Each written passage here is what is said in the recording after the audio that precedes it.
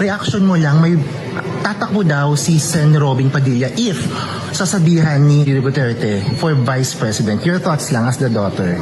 Aalis na ako ng Pilipinas. Why naman? No reaction, but aalis na ako ng Pilipinas. Grabe naman. Are you supporting his political career? Aalis na ako ng Pilipinas. Yun lang po ang comment. Hindi, wala lang. Ano lang naman. I trust in my father's judgment. Yun lang po. Yeah, thank you so much. Anong ganap sa mundo ng showbiz?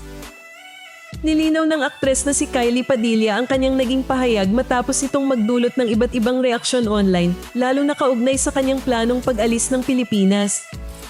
Sa isang Instagram post, ipinaliwanag ni Kylie na ang kanyang desisyon ay personal at hindi pag-atake o pag-insulto sa kanyang ama na si Robin Padilla.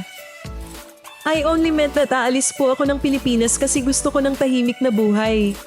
It was not a comment to insult my father because I trust in his judgment and all the good he is doing for this country.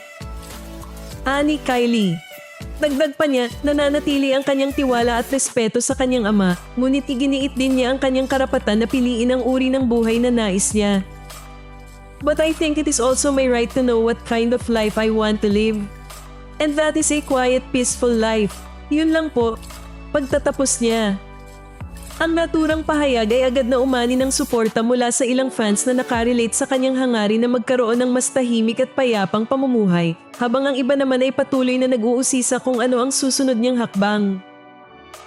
Sa tingin ninyo, tama lang ba ang desisyon ni Kylie na unahin ang kanyang personal peace kahit mga hulugan ito ng paglayo sa Pilipinas?